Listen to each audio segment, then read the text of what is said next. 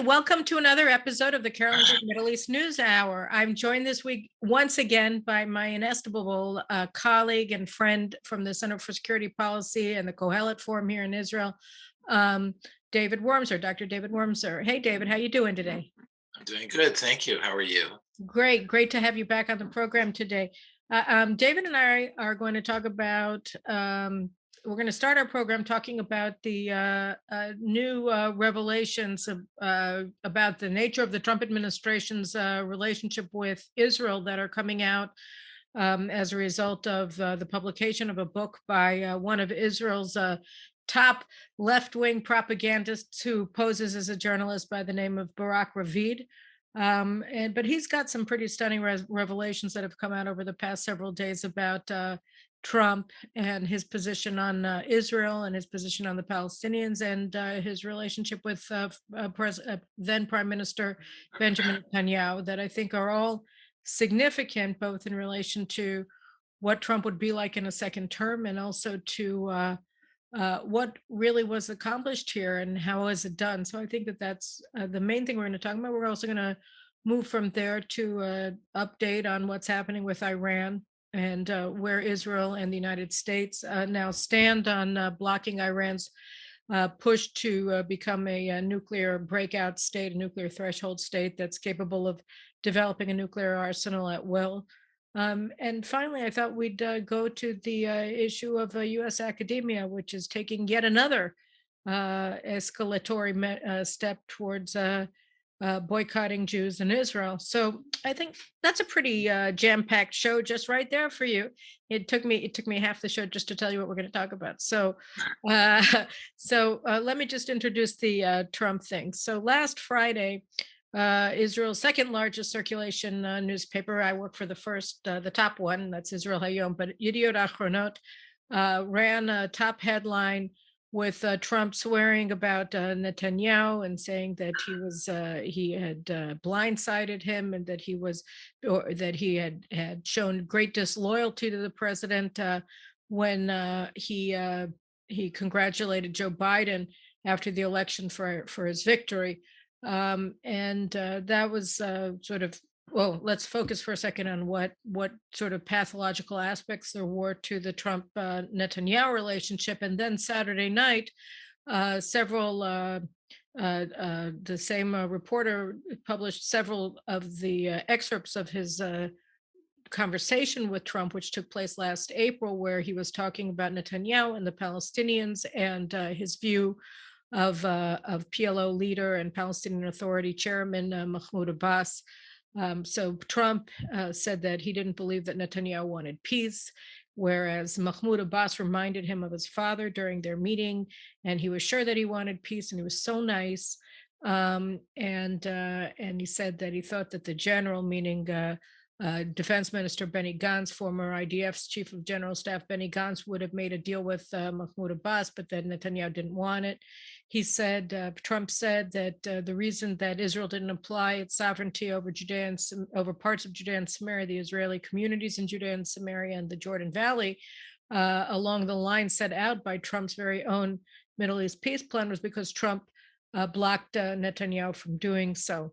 And since then, I think today and yesterday, other reports or excerpts from the books have been published where you have Avi Berkowitz, who was Jared Kushner's assistant and the envoy to the Middle East talks in the last year and a half of the administration, is 28 years old, said that, he saved Netanyahu, or he and Jared ostensibly ended the plan for Israeli sovereignty over Israel, over those parts of Judea and Samaria, and that the Abraham Accords was born out of their coercion of Netanyahu to not apply Israeli sovereignty over those areas in Judea and Samaria set out in the Trump peace plan, and they were able to turn that around and get the Abraham Accords. So a lot of stuff was just said, a lot of stuff was just published, and we have to try to figure out what all of that means about the achievements that were made, the diplomatic achievements that were made by the Trump administration and by the Netanyahu government during their 4 years of being in power together. how do you think that we should be looking at all of these reports, David, given, what so many have thought about the partnership and the friendship between Donald Trump and Benjamin Netanyahu? Well, obviously, it's a bit of a different picture than what we had until now assumed was the case. I think there are different angles to this. The first angle is that it shows that policy must have been made heavily by a key group of advisors, whether it's Jared or Jason Greenblatt or Ambassador Friedman. So a lot of the really good decisions obviously were carried through or heavily nurtured, and even John Bolton, who then had a major falling out with President Trump. So I think what you're seeing on one level is a unique coalition of and collection of government officials, very unique for being in the top levels of the U.S. government, really made U.S. policy in a certain direction that was very pro-Israeli when the deeper inclinations of the president were not quite there. The other issue about the president's, well, there's a number of issues, but another issue is essentially that what comes out a little bit is bitterness, and I think there are two sources of bitterness here that may cloud how he really viewed Netanyahu and the government of Israel and Israel before that. There may have been a slightly different tone and demeanor, in fact, maybe a different essence to Trump's relationship and attitude toward Bibi and the government of Israel prior to the election and January and the January inauguration of the new administration. I think there are two elements where he feels somewhat jilted or angry.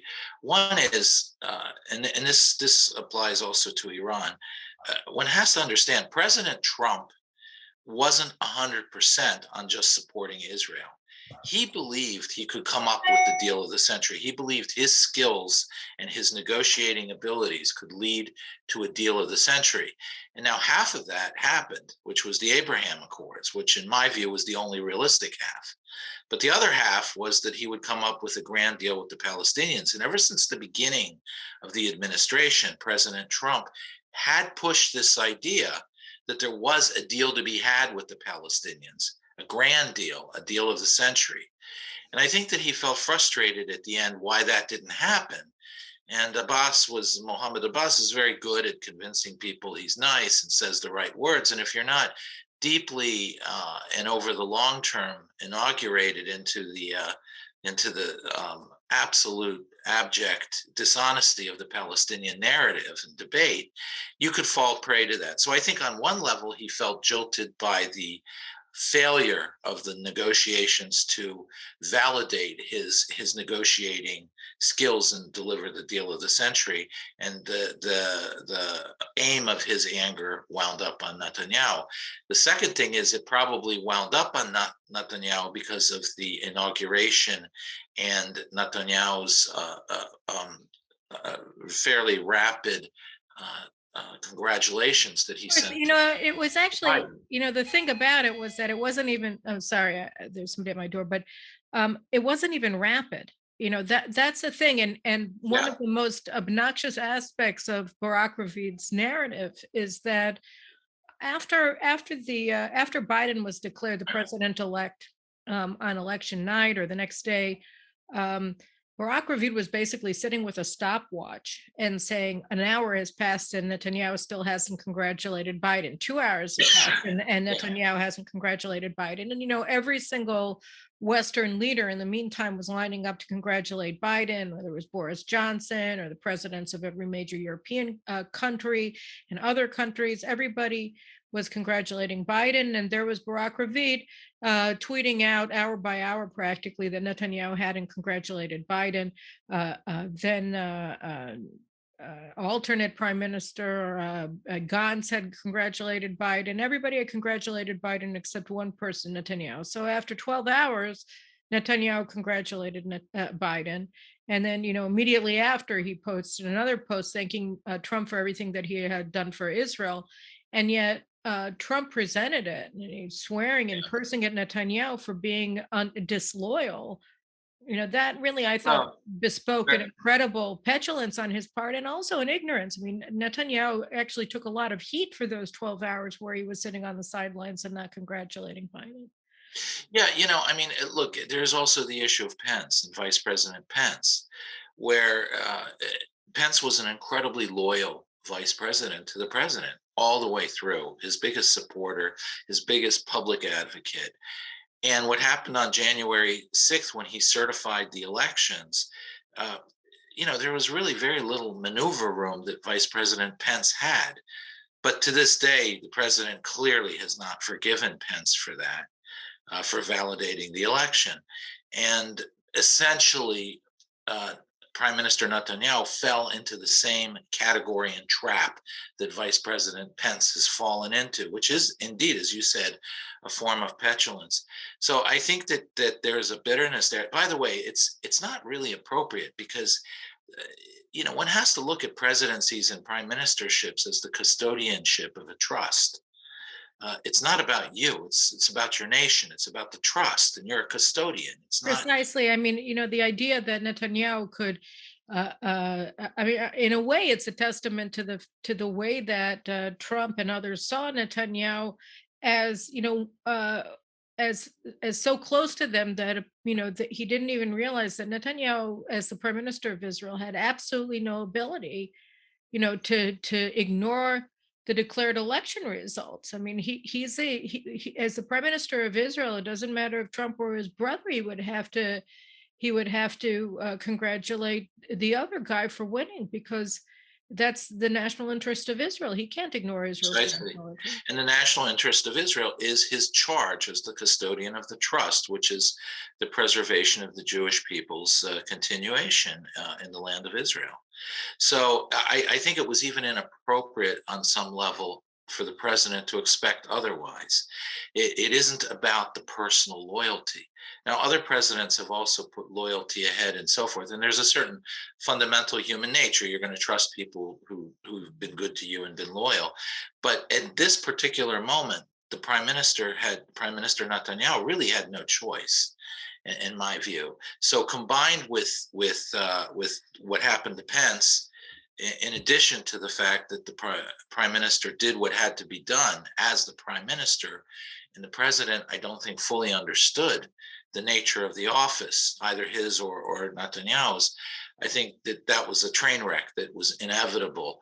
That train wreck then probably left the president very bitter and made him wonder in retrospect much more about the peace process and why his vision of the grand deal, the deal of the century, never really materialized, which is frustrating because the president did deliver the only real peace treaty that was possible to deliver, which was the Abraham Accords. He did deliver for Israel a lot of Israel's interests. By the way, Israel doesn't necessarily, I cannot overstate how much I appreciate President Trump for recognizing Jerusalem and the Golan Heights. There's no doubt in my mind that he still will go down as a great president for those things. But that said, the Jewish people, he didn't give it to the Jewish people. This is already the Jewish people's. It would have been theirs whether or not the United States, under any president, recognizes it.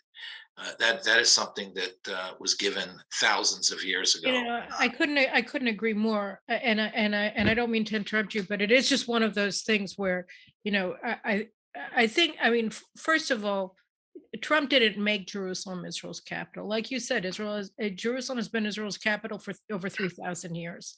And I always felt very strongly, whether it was under the Obama presidency or the Trump presidency or any previous presidency, the Clinton presidency, when the Jerusalem Embassy Act was first passed and he signed it into law, um, that it really, Israel shouldn't pay anything for U.S. recognition of Jerusalem as Israel's capital because, whether or not Jerusalem is Israel's capital is not for the American president or even for Congress. They should recognize it because it's the decent and right thing to do. Having said that, on a strategic level, rather than on a level of national interest, that Israel shouldn't pay anything for something that is supposed to be just taken for granted. And if it isn't, that's the problem of the people who aren't taking it for granted, not Israel's problem. There was very significant. I mean, Trump's recognition of Jerusalem and later of the Golan Heights as part of sovereign Israel. Jerusalem is Israel's capital, and the Golan Heights is part of sovereign Israel. Had very strategic implications. I mean, because there are mainly because there are implications of not recognizing Jerusalem as Israel's capital. When you don't recognize Israel's capital as Jerusalem, what you're saying is that Israel is not, that the Jews aren't the natives of, aren't indigenous to the Middle East, that the land of Israel is not their historic homeland. You're saying, you're basically accepting an anti-Semitic narrative that says that the Jews are just, they're new. What the Palestinians say, that there's no relationship between the people of Israel, the nation of Israel, and the nation of Israel, and the Jewish people, that they're two completely separate things, and that the Jews of Israel are actually colonizers from all other countries, but they're not. They didn't. That Jerusalem is not their capital, and that Israel is not their historic homeland. So once Trump recognized that Jerusalem has always been Israel's capital, he paid that lie, and he said, no, Israel has nothing to do with colonialism whatsoever. So I think that was very important. And when you look at Yeah. the Golan Heights, it's a different concept, and it's not as deep. It's also, I mean, you have this country, Syria, whose leader is controlled by Iran, and he has engaged in genocide for over a decade of his own people. And he obviously poses a major strategic threat to Israel, and giving him the delusion that Israel is going to make itself vulnerable to destruction at his hands by giving up the Golan Heights, I think is crazy. So denying him that, I think, was a very important and very inexpensive step, for the Americans to take. Yeah, at the end of the day, I think Israel always has to remind itself what is the foundation of modern Israel legally, internationally. And it's the League of Nations mandate. And the League of Nations mandate recognized, it couldn't grant because it recognized the pre-existing right of the Jewish people to a specific territory, which they then defined in maps. And then it went on to say that none of that territory can be removed from the trusteeship that was to be creating the state of Israel without the approval of the Jewish people and the representatives of the Jewish people. So essentially, the denial of sovereignty, the denial of recognizing Israel's sovereignty over Jerusalem was a violation. And you don't get prizes for reversing a violation of law. So again, I don't want to, I cannot overstate how much I appreciate President Trump for what he did. But the idea that, I think you're right, that Israel owes the world something for correcting an injustice that should never have happened is not correct. The second thing I think it shows is, and this is something I think Israel always has to remember, which is the essence of Zionism. Even when you have a pro-Israeli administration, which the Trump administration was, I think the most pro-Israeli administration hitherto, it is still very important for Israel to remember its sovereignty, its independence, and its self-reliance. That's the essence of Zionism, that the history of the Jewish people ultimately falls into the lap of the Jewish people to preserve, to continue, and to strengthen. And I think it's a good reminder that even a pro-Israeli administration, you must keep that in mind. You can't just sit back and say, oh, okay, well, great, now somebody else is going to take care of our problems, whether it's Iran or recognizing the sovereignty over territory and so on and so forth. I think it's one of the reasons why Gantz is popular in the United States is because he represents a security establishment that is essentially a form of hostage. Namely, the Israeli security establishment has fundamentally anchored itself to the belief that Israel's very survival is dependent on the goodwill of the United States. And while I certainly appreciate the strategic umbrella that America provides and so forth, there are moments where Israel's interests dictate independent action, whether it was in the 50s or 60s or now, and with Iran.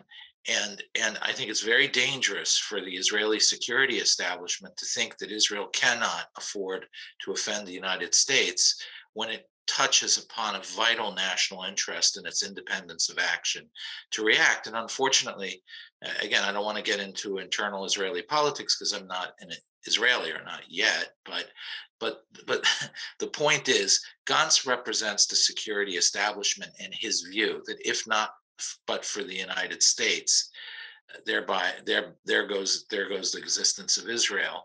I don't believe it. I think the United States is a great ally. I would nurture it when possible. I'd work with the United States to advance joint interests.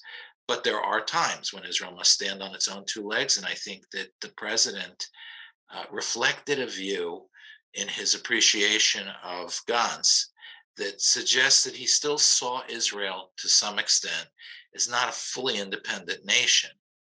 And that's, I think, unfortunate.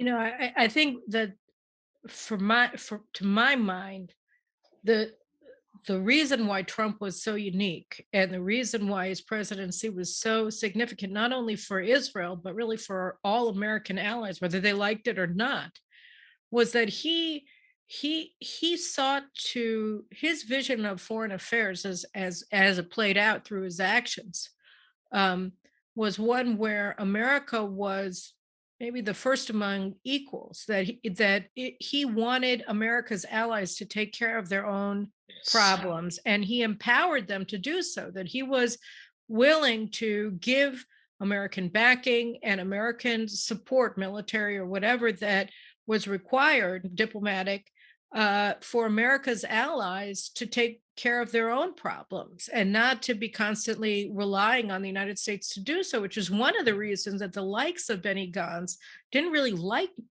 Trump, because Trump was his point of reference was self-reliance, whether it was for the United States and bringing manufacturing jobs back to the United States, and ending or diminishing America's dependence on China and other foreign manufacturers, and or whether it was giving Israel and the Saudis and even the UAE and other countries the means to defend themselves against Iran.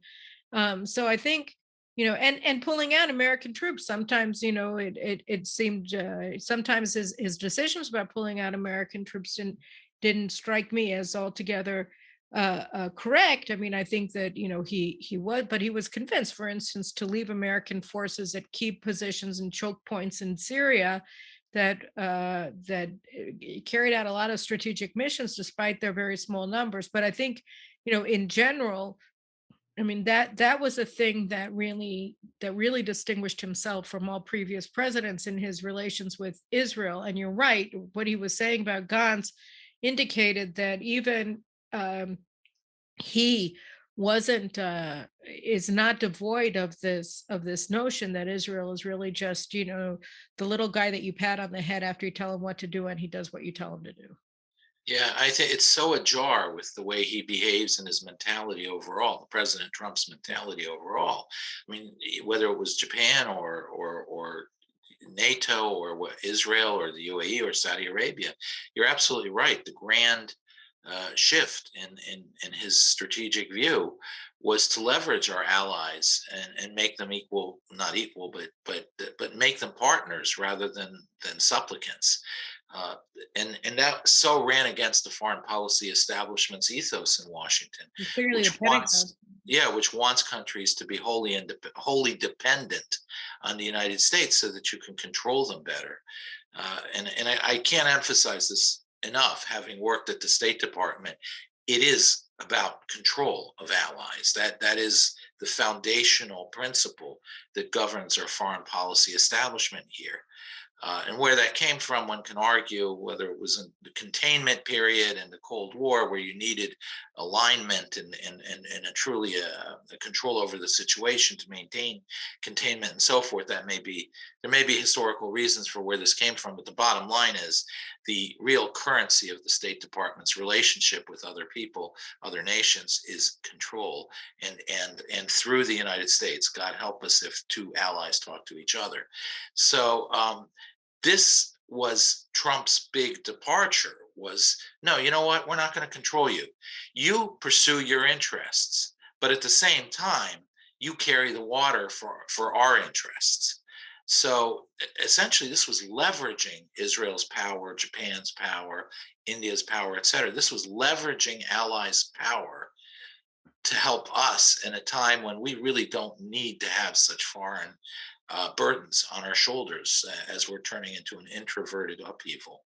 So I think the president had a very clear policy, and his statements and his support of guns are totally ajar and askew from what we had seen his actual policy. Well, I think in a way, both what he was saying about Netanyahu and what he was said about Gantz and really what he said about Mahmoud Abbas, um, they're interesting because they're at loggerheads with his actual policy. I mean, even Barak Ravid pointed out that, you know, while Trump spoke very highly of Mahmoud Abbas, who he met with in 2017, it was a meeting that was arranged by American Jews, who were kind of trying to do an end run around or against Netanyahu and against members of the Trump administration, and trying to, use that meeting to force Trump to adhere to the policies of Obama and Bush and Clinton, and pushing and forcing Israel into negotiations with the Palestinians based on their failed two-state paradigm.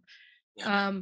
So, right after that meeting, or actually not right after that meeting, but the Palestinians gave him nothing, and Abbas continued to fund terrorism, and then they cut off all relations. Abbas even hung up the phone with him when Trump called him to explain, that he was moving the embassy, or that he was recognizing Jerusalem as Israel's capital, and he closed the Palestinian, he closed their legation in Washington, the representative office there.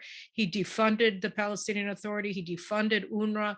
All of these things that he did, and that was his policy. It was to say, look, you're funding terrorism. I'm going to sign this Taylor Force deal, the Taylor Force Act, that bars the United States from financing the Palestinian Authority so long as you pay the salaries of terrorists and you pay pensions to the families of dead terrorists. No more of that. So he did all of these things, and now out of office, he's saying, oh, he was the good guy and Netanyahu was the bad guy. So it's very strange that the statements that he makes are at such loggerheads. And what I'm writing about in Israel Hayom is really that, if this is at least one of Trump's tendencies, and clearly has competing tendencies, and it really is a testament to Netanyahu and to a very large degree David Friedman, the ambassador here, that Israel and the United States were together under Trump able to accomplish such extraordinary things. Well, I would add one moment. John Bolton was an important figure as well in this critical period, but also I would add very, very strongly, one cannot underestimate how much Vice President Pence played a positive role in all of this too. He was very pro-Israeli and he was pushing very hard.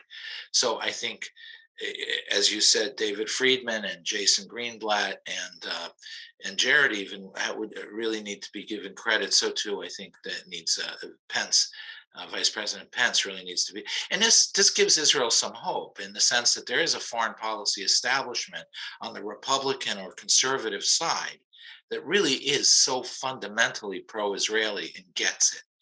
Now, again, I repeat, Israel should be wary and independent, even under the most pro-Israeli administration. But it's nice to have friends in the White House. It's nice to have friends in the top power establishment in Israel. And I think this shows the depth of the conservative side, whether it's Pompeo and he's another one I think that should be recognized here.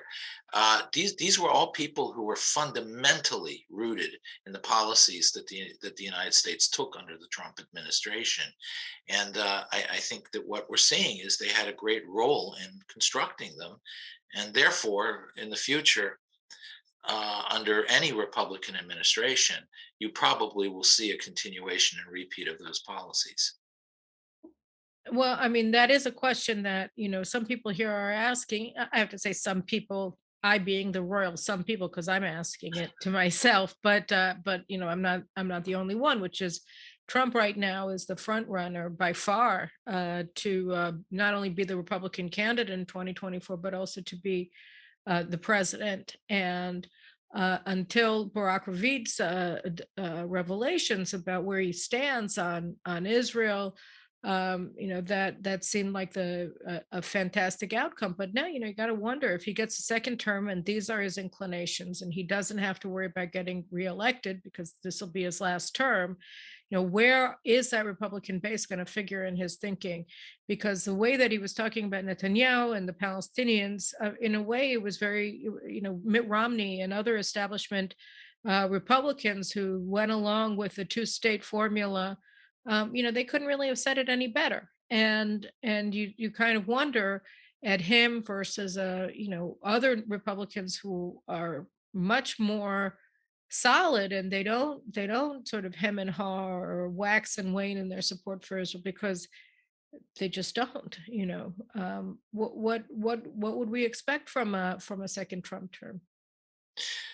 Yeah, I think you're raising some very serious questions. If it's hard for him to walk back from these statements, by the way, even if he didn't think them during the last administration, and he woke up the next morning after this interview and said, "Gee, I don't know why I said that. I really, these sorts of statements lock you in the future."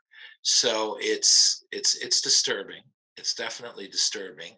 I think the political, and of course, the second term, you do have an issue of a political, you're sort of released from some of the political considerations, but still, I think politically it's in a certain direction that is pro-Israeli. But again, what really strikes me is I can't see how he really believed those things and had the policies that he had in the first administration.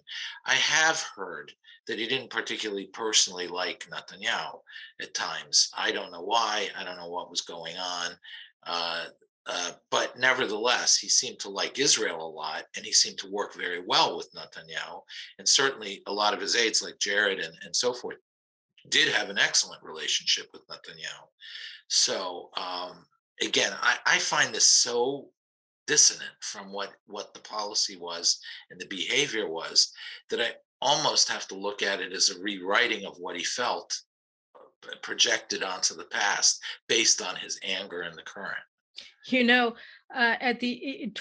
Bill Clinton ran a very anti-Israel policy at the end of the day with his madcap push and extraordinary pressure on Israel to make a deal with the PLO, with Yasser Arafat, and his belief that he could reach a final peace deal before he ended his presidency.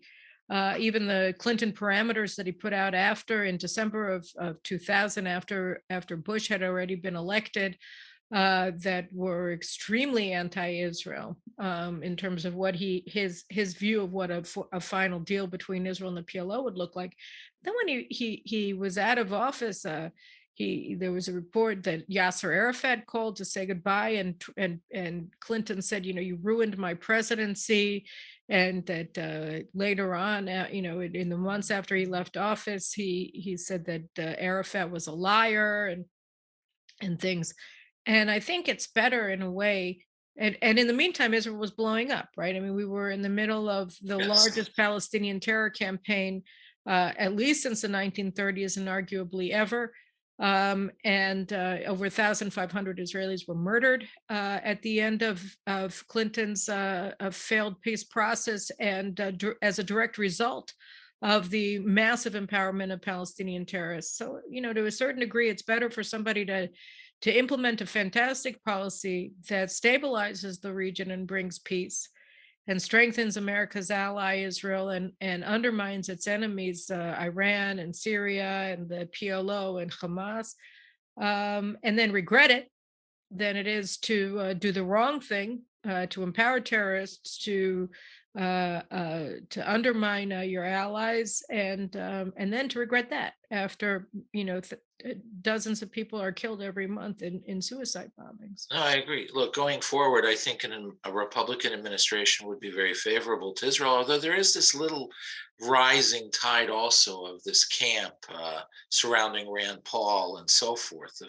I don't want to call it isolationism because it isn't quite fully isolationism, but I would be careful about the hostility that camp may have toward Israel, because there's still this myth floating around that somehow Israel is the one that got us into the Iraq War, and that Israel was constantly enlisting the United States to fight Israel's wars in the region. Um, all of which is not true. Israel really didn't support the Iraq War, to be quite honest. But it's there. But by and large, the Republican side, I would count on it being pretty pro-Israeli. Uh, Even if Trump were the president, I think ultimately that's where it winds up, because that's where the Republicans ultimately are. But that said, again, it just reminds me, don't Israel is best, even in terms of American public opinion, standing on its own two legs. But this one element that Trump felt betrayed on some level, not only by January 6th and or January 20th, the inauguration and the acceptance of the presidency of Joe Biden by Netanyahu, I think there's that deeper sense of he is the one who can deliver deals, the art of the deal. He's the one who can deliver deals where no man has ever gone before. And he is frustrated on some level that these deals that he claimed he could easily do never happened. And he's sort of looking for people to blame. So I think that's a troubling thing for a future administration to think about. I think you're right. And one of the things that he said, I mean, I want to actually go to Iran. So I don't, I mean, I do want to talk about what he was saying about the annexation, the Israeli sovereignty, that he scuttled after he put it into his own peace plan. And he talked about it in his speech on January 27th, I think it was 2020, with Netanyahu in the White House with him. Well, again, a little bit undoes what he did in Jerusalem. I mean, wasn't his it wasn't his not to give. I mean, it was the Israeli claims to the territories that were part of the mandate is something legally found grounded in the mandate. It isn't really the United States' purview to grant it or not grant it, stop it or not stop it. These are practical political questions for Israel to ask. Does it want to do whatever if it really offends so many people or so forth? My view is toward the tougher line where Israel should. But I see the arguments. But to legally say, and again, legally withhold recognition, it isn't really in the United States is to give or take. And again, so I was a little disturbed by that. If Israel felt it had to do what it had to do for a larger strategic recognition, say by the U.A.E., then that's a question for Netanyahu to ask. I'm not sure that the president of the United States really was in the position to decide whether Israel should or should not have sovereignty. And again, any president now at this point, whether it's left or right, will say that. But again, I don't believe that ultimately it is the international community's and all its members' decision to accord legal rights to territories that are part of the Jewish people's trust, as enshrined by the foundational documents that created modern Israel, the League of Nations mandate. Well, I agree. I do think, though, that the issue of applying Israeli sovereignty or not to parts of Judea and Samaria, again, in accord with Trump's own peace plan, I think that what happened there was pretty amazing. I mean, here you make this deal, you agree to it. The Palestinians won't even negotiate with you. They won't even, they reject your peace plan without ever reading it, and you realize that there's nobody to talk to on that side. So you say, okay, you know what, Israel, just do it. Just apply your laws to the areas that we laid out. And then we'll see if they want to make a deal. That's exactly what's in the peace deal, which is if they want to make a deal, if they're able to make a deal within the next 4 years after you've done that, then we can talk about them getting the other parts of Judea and Samaria that you didn't apply your laws to. But if they don't, then okay, feel free to do whatever you want. I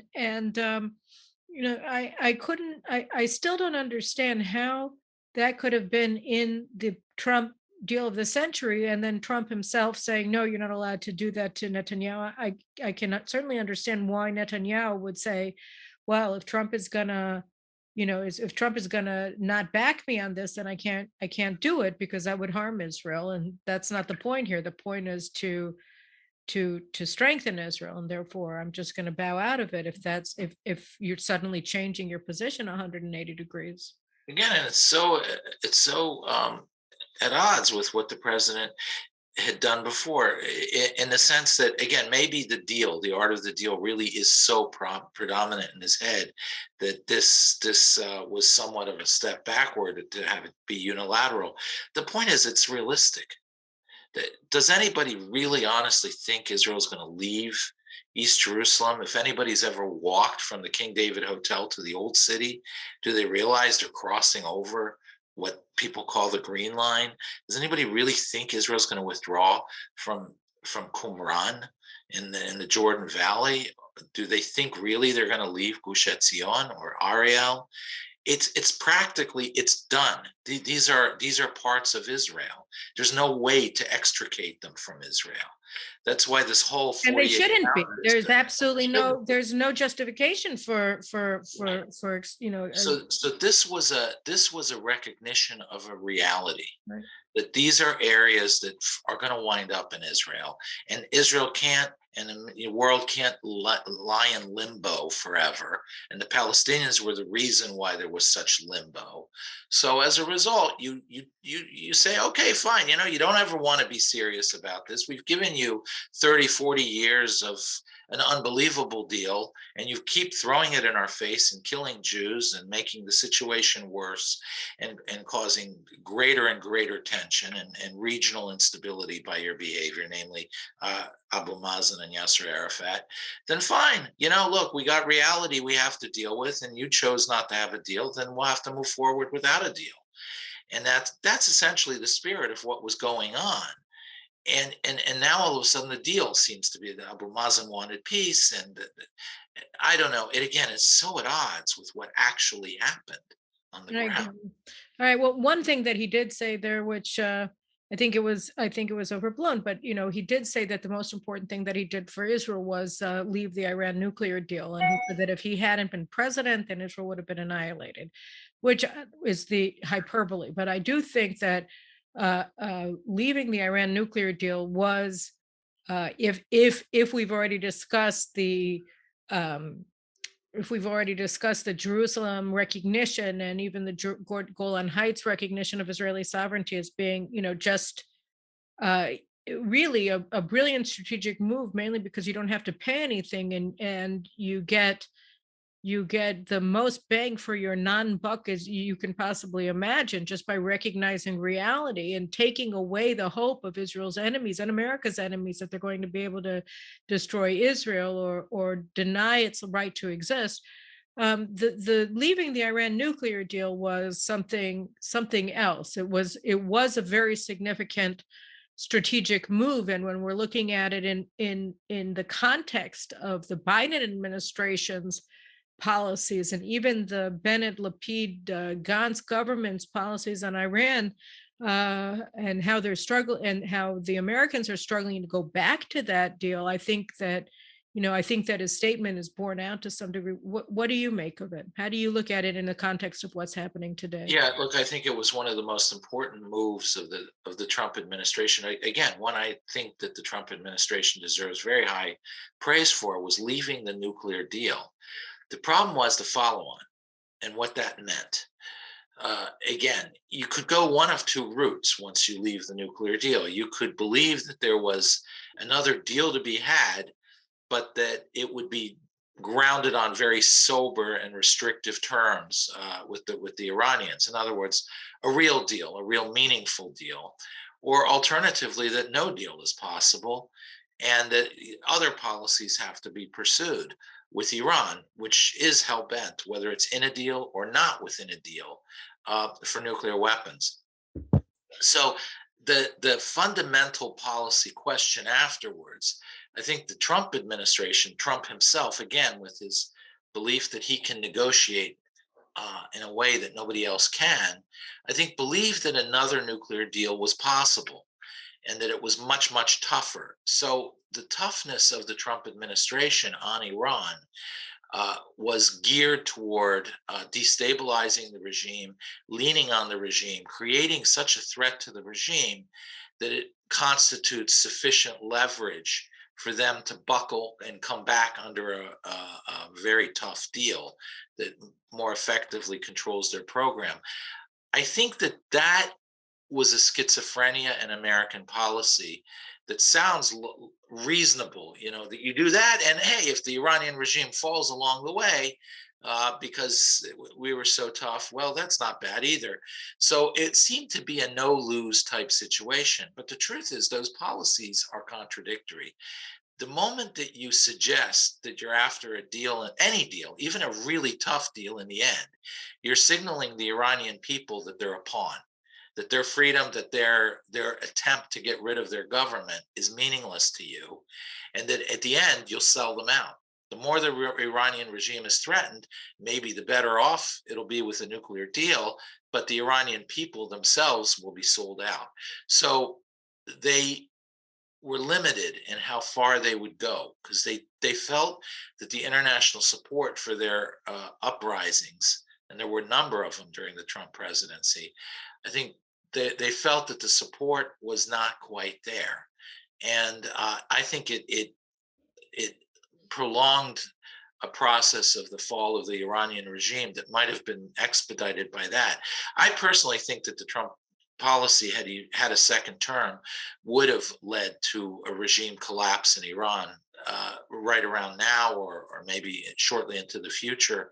So I think in the end, it would have been a great policy that led to the result that wasn't quite what the president had anticipated, but it would have been a wonderful result. You know, Um, it's just that it took so long, right? I mean, yeah, that Trump came into office having pledged during the election that he was going to remove the United States from the nuclear deal with Iran. And here I think you really see with the whole policy on Iran in a very in a very clear way, how the Pentagon and the State Department were actively trying to undercut yeah. policies on Iran, whether it was the defense secretaries or the Secretary of State, is the first one. They were undermining his policy goals on Iran. So too was, by the way, the Israeli security establishment, which wasn't really all that clear that they opposed the Iran nuclear deal. And I have to say one thing about the Iran nuclear deal. The argument given by this administration, the Biden administration, and the Obama administration is, well, look, it's flawed. Okay, we get that, but it did slow them down. It did sort of halt the Iranians. And having been personally involved in negotiations over nuclear issues with Iran, with the Iranians and with the Europeans and so forth, one thing is, and really almost 100% sure when you're dealing with the Iranians, if they're going to concede something, it's something they internally anyway were not going to do. Right. So whenever they had a pause in their centrifuge spinning or centrifuge or construction or whatever, whether or not there was going to be a deal, they were going to do that. And I think with the Iranian nuclear deal, they might have given up a little bit of their their uranium stockpile. Agreed, that probably set them back a few weeks, and I say only a few weeks, because what they did do under the deal was what they were anyway. They were anyway going to stop spinning centrifuges, work on developing the newer generation more effectively, and then essentially switch over to the newer generation, Mhm. which is a frightening breakout capacity. I think people have to realize the old centrifuges took a long time. They enriched, but it took a long time to enrich. It took a year or two or three to get to a certain amount of nuclear material. These new centrifuges were multiples faster in doing the same thing, maybe 19, 20 times as fast. So what took 20 months takes 1 month. And so the Iranians made a calculated decision to give up a little bit of their stockpile, which they can replace very rapidly, in exchange for which they are allowed to do what they were anyway going to do, which is to switch out the old centrifuges for the new centrifuge, which will then create a true push of a button breakout capacity for them. And I And think that, the problem that when we're looking, I think you're absolutely right. I mean, one of the problems with the sort of the fundamental problem with the Iran nuclear deal was that anybody thought that you could reach a deal that paid Iran something in exchange for their illicit nuclear activities. I mean, they were banned by the NPT, of which they are a signatory, from doing any of the things that they were doing, and yet they were richly rewarded for those things with sanctions relief and international legitimacy and the right to enrich uranium. Most importantly, so the deal itself was terrible, but the idea that the world's most prolific state sponsor of terrorism should be rewarded for proliferating weapons of mass destruction or developing weapons of mass destruction is insane. And that was really the centerpiece of American diplomacy towards Iran for many years. Yeah. Obama just escalated it, and I think that the Americans. You're right. I mean, there are two aspects to what Trump did. One is that it came late in his administration, just like his deal of the century came late, but also that it needed time in order to work. And when you're looking at a political map in the United States where your political opponents see the world 180 degrees differently from you, um, you can't rely on a continuation of your policy because you have no guarantee that you're going to get reelected. And so you really, the sort of long-term policy that he enacted that was going to require more time than he had was probably, a mistake. And the other aspect to that is that, it might not have been a mistake if the Pentagon had actually been on board with him. And you're right, the Israeli security establishment is horrible.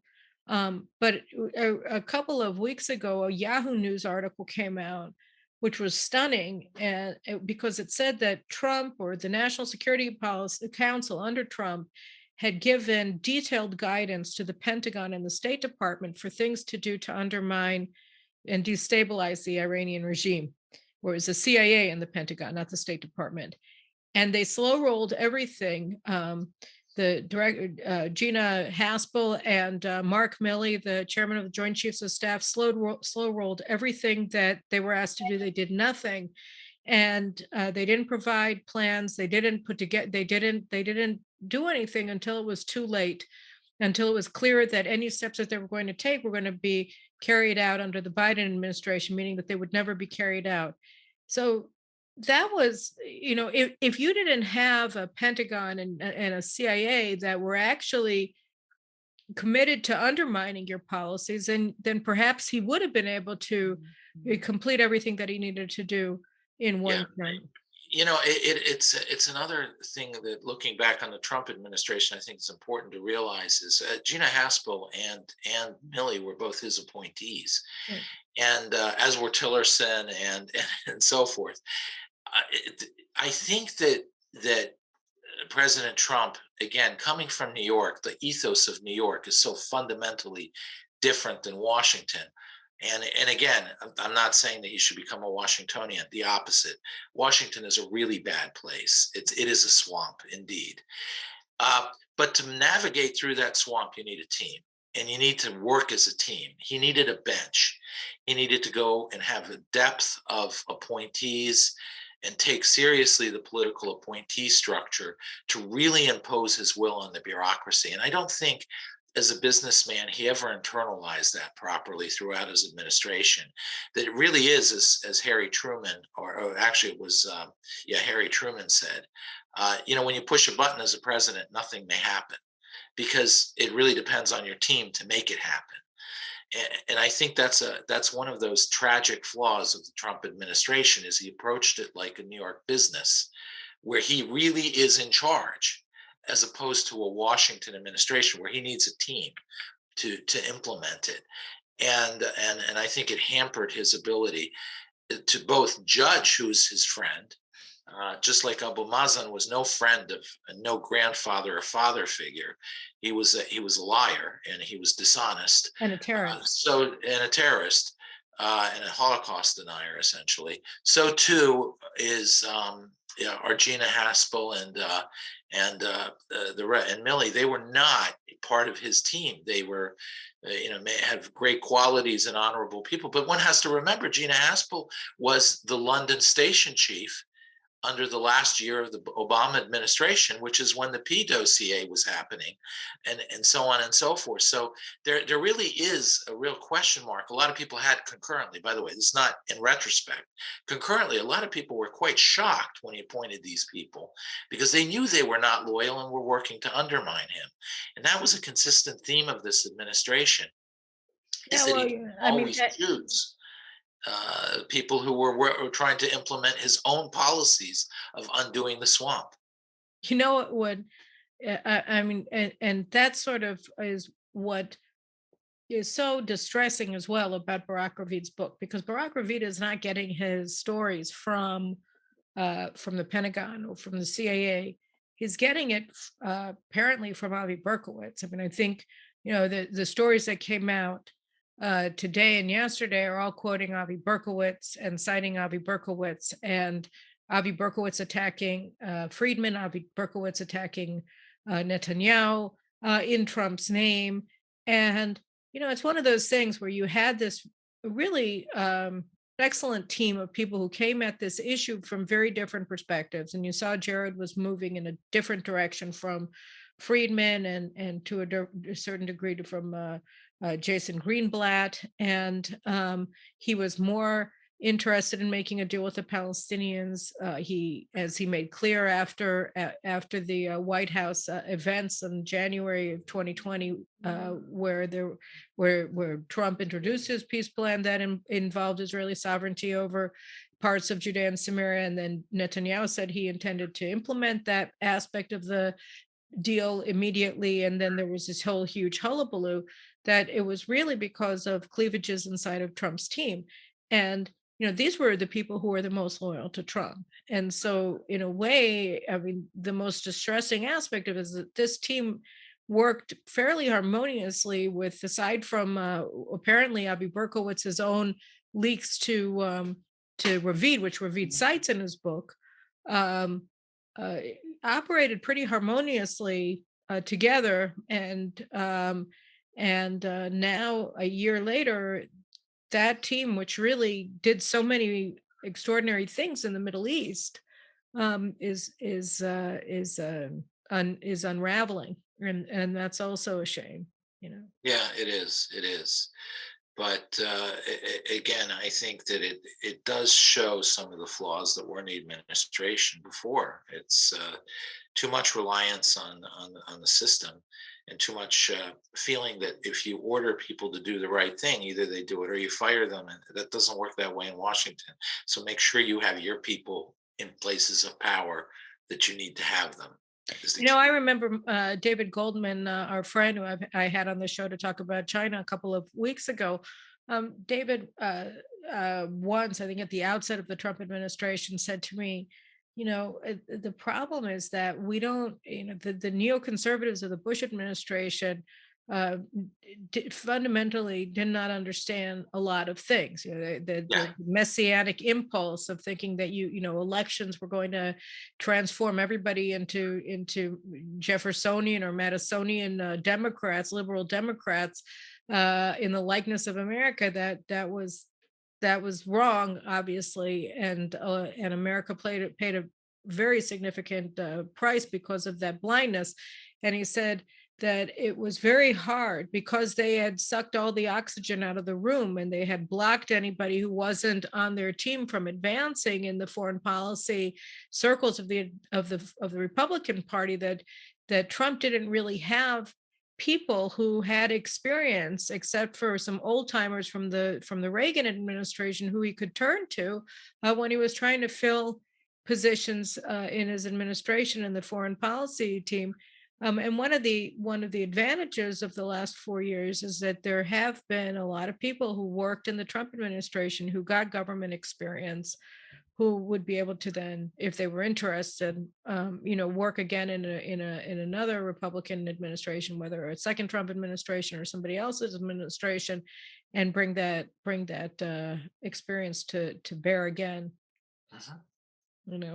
There really is a new cadre of young conservatives out there that are emerging.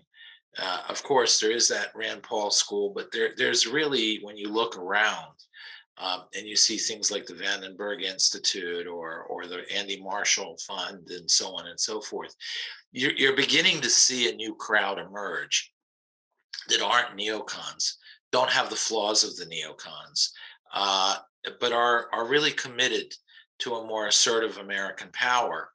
And the views of the Middle East are really derived from the Trump administration's actual policies. They were happy with those. So you really do see a growing school in the younger generation of Republicans heading in that direction. Uh, but again, one of the key lessons they will have to carry into administration, hopefully they learn this being in this administration, is the swamp, the Washington swamp is real, it's dangerous, and it wins more often than not.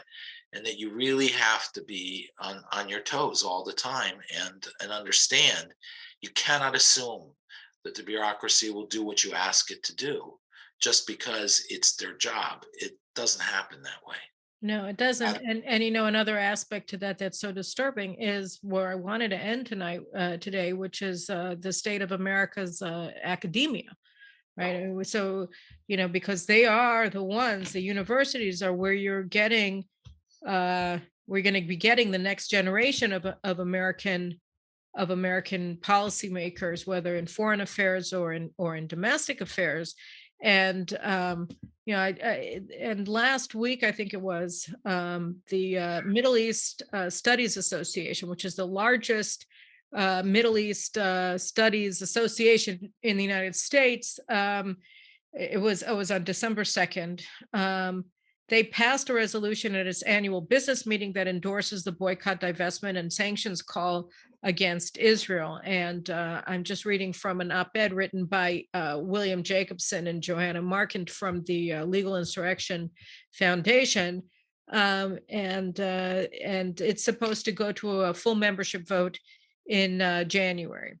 And so what they write here, it's pretty amazing, this BDS thing. People like Peter Beinart, who were supposedly the soft BDS supporters, boycott, divest, and sanctions movement against Israel, campaigns against Israel. Oh, it's only against the settlements. It's only against, the bad Jews like me who live in Judea and Samaria, unified Jerusalem, or the Golan Heights. It's not against Israel per se.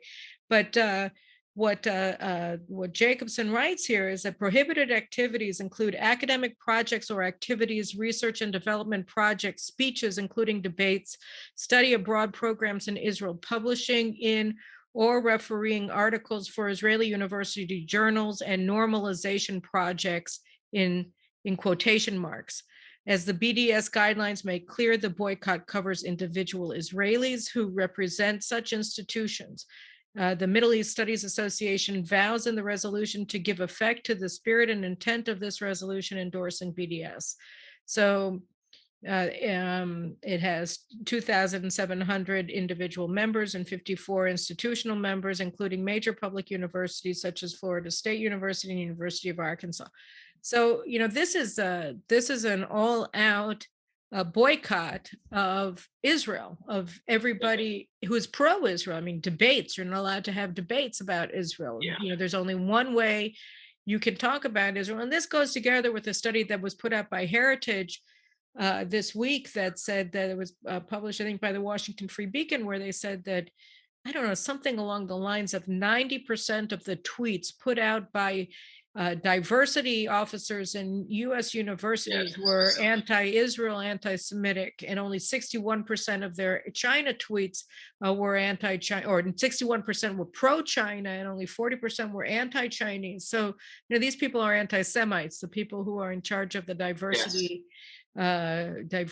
dictatorship in U.S. Universities. They're anti-Semitic, and now you have the Middle East Studies Association that's going full on, let's boycott the Jews, let's boycott the Jewish state, let's block anybody from learning anything about Israel, and let's block anybody from questioning our anti-Semitic, anti-Israel brainwashing of our students. Already a decade or two ago, Professor Fuad Ajami and Professor Bernard Lewis worked with the Smith Richardson Foundation to try to create an alternative to MISA because it was going off the rails on all sorts of levels already. So this is not a surprising development, but I think it again shows the utter bankruptcy as an intellectual organization, that it seeks to engage in cheap political boycotting rather than actually study the material and encourage the study and understanding of the region. So I think it shows how utterly useless MISA has become, and more than useless, dangerous, because it actually now is trying to shut down anybody from being able to understand the region. So it's time, frankly, for MISA to go away. Once you cross that line of the BDS, I think it's time for it to go away. What does that mean, go away? Well, I think anybody who's involved with it at this point should boycott the movement, the MISA conferences and so forth. It should impugn you to be involved with them. If this is their point of view, and you're a scholar in the United States, not an Israeli, studying Middle East studies, I think if you go to a MISA conference, you should be questioned as to how objective and truly intellectually honest you are, because this is an organization that has crossed the line in terms of morality. The BDS is an immoral movement. It is akin to labeling out Jews. So you want to participate with that. That should impugn your reputation. And I think you could make that whole organization fold and go away over time if we really have a boycott of the boycotters going on. I think you're right, and I think when I was reading Jacobson's report on the BDS resolution, he mentioned there's something that really brought you to mind. He said that the other academic studies or whatever group that has adopted so far BDS as their policy was in 2013, and that was the American Studies Association. And I remember when that happened, a lot of other groups have thought about it and then walked away from it at the last moments in the years since. And it reminded me, American Studies is a discipline that was created or somewhere in the 1980s, 1990s, and I never understood it. I had a friend in high school who studied American Studies at University of Iowa, and I said, "What do you mean, American history?" And she said, "No, it's new, and it's a lot of things, but basically what it is today, I don't know what it was when she was studying it, is anti-American indoctrination. American Studies departments are anti-American Studies departments, and they're really the breeding ground for critical race theory in a lot of ways, and other academic poxes, and they're very, they are, I think they were deliberately made that way, these American Studies departments. And so, you had mentioned in the past how the instrumental use of demonization of Israel by the left that is also anti-American, and maybe we can kind of wind it up with you with you discussing that. What is the relationship between the American Studies and the Middle East Studies, that both of them would be, they would be the two organizations to adopt an openly anti-Semitic policy?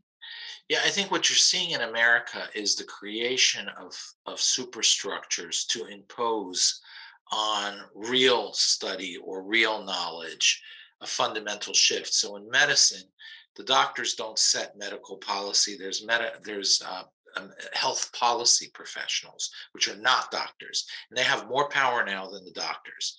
In legal studies or education, you have education policy professionals, which are imposing, and they create institutions like that then impose on teachers, the actual practitioners, a fundamental radical shift that they could never have done if they had worked through just teachers or through doctors, because this isn't medicine and this isn't education.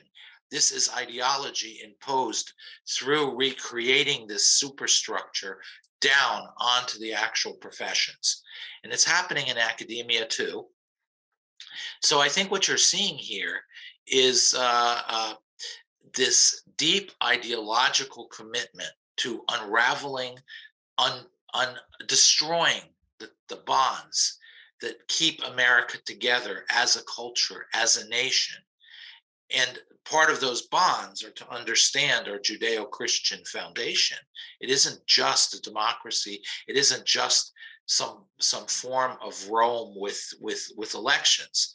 We are also a Judeo-Christian culture. It's a fundamental element of who we are ever since the first Puritans set foot in Plymouth Rock. And to unravel the bonds that make up American culture and keep us together as a nation involves having to sever us from Israel, from the Jewish experience, ultimately to go back to Mount Moriah and undo the promise of Abraham.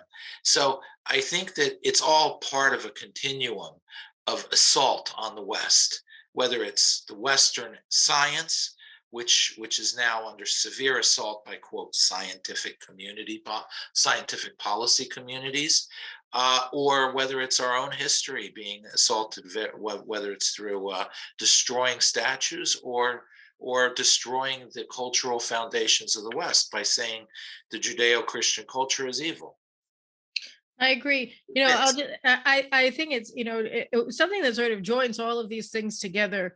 Is that the Italian government just released historical documents from 50 years ago that prove that in the 1970s, Aldo Moro, then Italian prime minister, signed a deal or made a deal with the PLO, with Yasser Arafat, that said that the Italians were going to turn a blind eye to anti-Jewish and anti-Israel terrorism on the part of the PLO and its member organizations in Italy, so long as the Italians didn't attack non-Jewish Italians. And this agreement was first exposed by former Italian President Cossiga in 2008 in a letter to Corriere della Sera, and then in an interview with Yediot Ahronon.